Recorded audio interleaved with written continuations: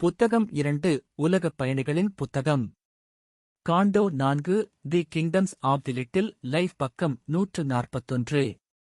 இருப்பது இருளில் மூழ்காமல் இருந்திருந்தால் அதனுடன் அதன் 3 மர்மமான சிலுவையைச் சுமந்து செல்கிறது.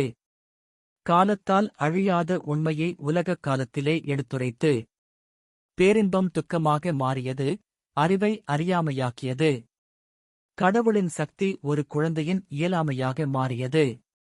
அவர்களின் தியாகத்தால் சொர்க்கத்தை வீழ்த்த முடியும். ஒரு முரண்பாடு வாழ்க்கையின் அடித்தளத்தை கண்டறிகிறது. நித்தியமான தெய்வீக யதார்த்தம் அதன் சொந்த முரண்பாடுகளுடன் தன்னை எதிர்கொண்டது. ஒரு குருட்டு ஆற்றல் மற்றும் பரவசம் உலக வலியின் உருவத்தை எடுத்து வெற்றிடமான மற்றும் நனவுபடை அறிவியலாக மாறியது. ஒரு மர்மமான காலகட்டத்தின் சட்டத்தில் ஒரு விஸ்டம் அதன் தொலைதூர முனைகளை தயாரிக்கிறது, அதனால் அவளது மெதுவான ஏயோனிக் விளையாட்டைத் தொடங்க திட்டமிடப்பட்டது.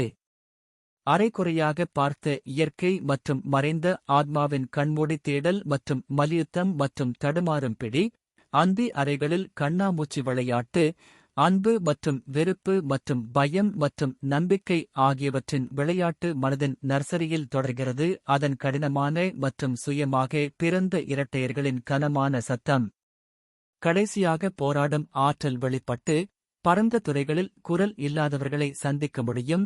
அப்போது அவர்களால் பார்க்கவும் பேசவும் முடியும்.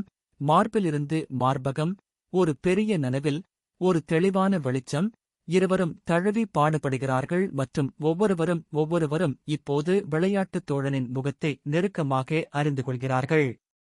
இந்த உருவமற்ற சுருள்களில் கூட ஆன்மாவின் குழந்தை கிளர்ச்சிக்கு மேட்டரின் பதிலை அவரால் உணர முடிந்தது. இயற்கையில் அவர் வலிமை மிக்க ஆவி மறைந்திருப்பதைக் கண்டார். ஒரு மிகப்பெரிய சக்தியின் பலவீனமான பிறப்பைக் கண்டார். கடவுளின் தற்காலிக வேகத்தின் புதிரைப் பின்தொடர்ந்தார். ஒரு பெரிய பிறக்காத மியூசின் மங்கலான தாளங்களைக் கேட்டார். பின்னர் விழித்திருக்கும் வாழ்க்கையின் உக்கிரமான மூச்சு வந்தது, மேலும் விஷயங்களின் மங்கலான வளைகுடாவிலிருந்து எழுந்தது.